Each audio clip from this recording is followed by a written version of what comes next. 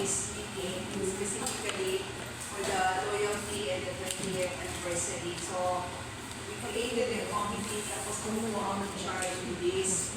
So,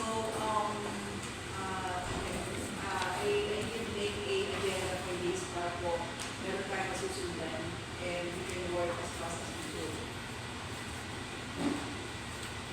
Okay, so for our agenda, we will have the opening prayer, then we have, so this is the introduction and overview of the upcoming activities. Then I will have the presentation schedule, distribution of forms, and then video presentation and remarks from our assistant president. So I do have a folder for the different candidates, Jen, can do distribute. So, yun po, the overview is that we're going to have for the information of everybody, 2024 is the 20th anniversary year of the Diocese of Cubao, Sigalolive. So, yun, that is our, and then, of course, it has to be, since it's the year, 2004 is the year itself. So, pinagmuna namin, sasabihin na rin yung anniversary celebration, the Loyalty Day, which is set on October. So, the schedule,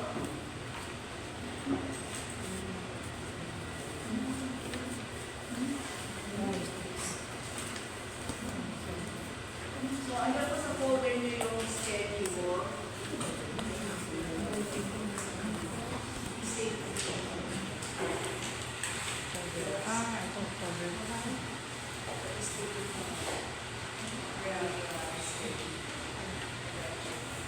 Okay, this is schedule.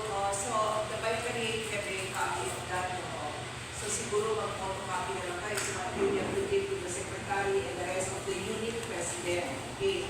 So, makikita niyo po dyan, this is supposedly the CWL Loyalty Day and 20th founding anniversary of the Diocese of Cubao. Now, we don't have the team yet to follow in the attire. But this is set already on October 5, 2024. And then this is, will be held at the Quezon City Sports Center. Club. And then, Quezon City Sports Club. Okay, ano yun? Quezon City Sports Club. Quezon City Sports Club. Yes. So it's not a center, Yes. it's a club. Sige, tuloy na natin. Hindi na mabibigyan ko. Sige. So, I'm the one in charge, and the members of this are supposedly all the Bicariate supervisors, which automatically not be ODLN, and then the Bicariate presidents and the secretary. So, andito po, I wrote all the Bicariate president with the corresponding name, and then of course, it will follow na, no, that the secretary will be on the side and all the units under those Bicariates. Now we have the activity, makikita nyo, this is plotted against the month and the activities. No? So we have April, May, June, July, August, September, October. Supposedly, noong April, na-road blast ko na ang announcement regarding this one, or I have na-float na natin on the upcoming activity. Now, so that is for number one announcement for the upcoming activities. So 1.2, that is for May to July, we have to research and invite all past presidents. Okay? Research and invite. Okay, not necessarily invite, but we have to research and know. So, and then also from May to July, we have to identify all the prime movers of the diocese. So, itong total na to, kaya I need all the information down from the unit to the Bicariate para isasabit sa akin to consolidate everything. Then, again, also the history of the diocese, including all the Bicariates. So, that everything will happen between May and July. Then, interview with the bishop. Okay, this is as requested by the Bulang President. So, sino ba yung mga bishop? It could be, of course, yung Bishop Conchonco, siya naman po ever since, so this is the 20th founding year, siya pa rin po yun. So, we will conduct a interview with the bishop. Then, history background of Mary's Wood that will happen in July. Now, if ever you have materials or others, pictures na related sa Mary's Woods, you can forward it to the committee. Then, we have the past 3 spiritual director, sino ba yung past spiritual director natin in the background. And then collate and consolidate all data and materials. So it should, after receiving all the materials from May to July, it will now be consolidated from August to September. And then side by side this, that is for the founding anniversary. For the CWL Loyalty Day, that's number 2. So gathering of list of candidates for the Loyalty Award. Now, you open your folder, meron po akong nilagay dyan na form, okay, for the Loyalty Day.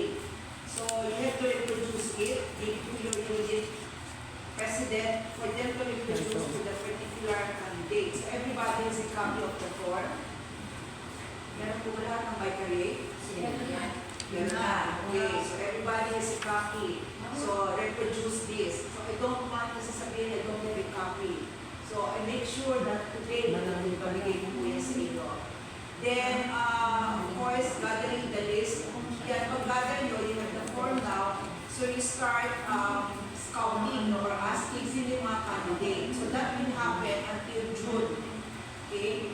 Then, evaluation of submitted list of candidates. So, ibig sabihin, by the end of June, meron na kayong candidate which will be forwarded and submitted dun sa committee who will evaluate. Okay? Then, evaluate of submitted list of candidates that will be evaluated on July. Then, final list preparation on August. And then the program final, that will be on September. The guests, the invitations, the physical arrangement, the payments, and others. That will all happen on September. And finally, on October 5, ito na po yung ating meeting. So, yan po yung what we have for the schedule. Then, next dun sa agenda natin is item number 2. So, we're done with the presentation of the schedule, distribution of form. Okay, I have a video presentation. Now, this video presentation that I'm gonna give you is, question pa, doon sa yes, Sister Nelia. I mean, that's the research and Now, there are- invite Anong number po? past Number. one. You can look at 1.2. your schedule. Meron kayong kopya. Nelia, you have a copy dyan. Kung malabo, you can read it. 1.2. 1.2. Past I president mean, ng research unit. and invite all past president. What do you mean by Yeah, I that? will say it's Is it here. unit or It's Unit, vicariate? vicariate, or ano? Is it unit or vicariate? Mamaya, sure. Okay, explain That's pa why I niya. said these are research and invite. Not necessarily invite, no, but at least you can come up with a meeting. Invite kung sino kayo actually, when I said past presidents, I'm also referring to the key person of the vicariate, of the unit and the vicariate. So that includes perhaps past president, unit president, past vicariate presidents that are within the boundary of 2008 and 2024. I don't know, 2004. 2004. Kasi the Diocese of Cubao was canonically elected 2003.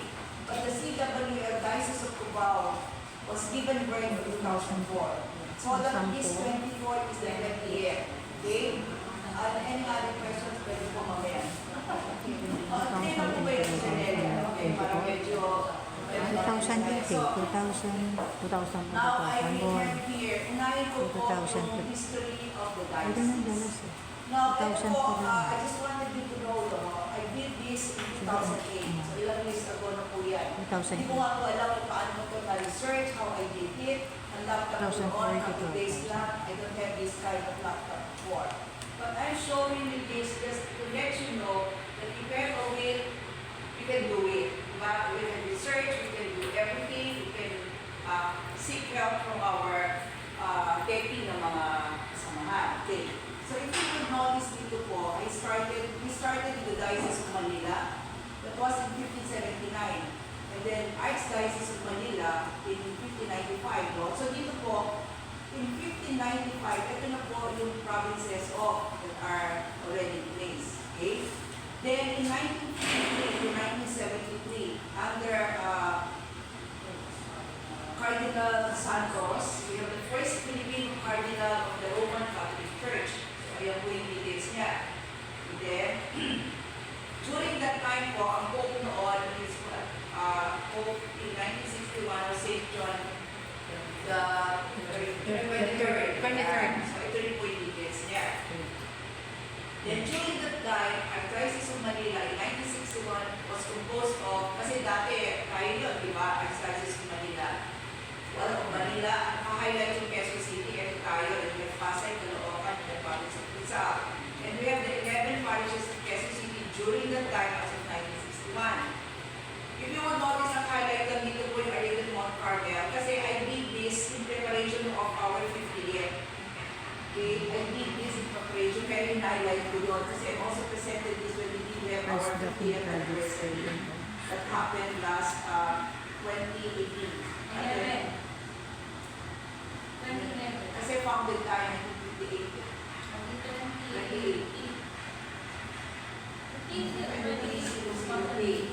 2008. Okay. So in 1960 to 1974, 7 more parishes in Quezon City were established. Kung makikita niyo dito, kung ano mang parish kayo, makikita niyo po dito yung year. Sa Tulinyo, Bago Bantay, Delia, you know that, Cubao. We are already 57.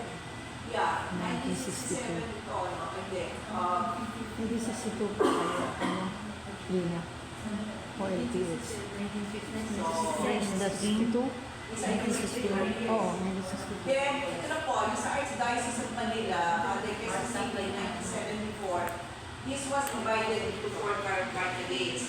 So, meron tayong Santa Rita, Holy Family, St. Joseph, and Vicariate of Santo Niño. Wala pa ako. Doon sa Santo Niño, kasama ko, of course, nariyan ko na naman yung Arlington Mount Carmel.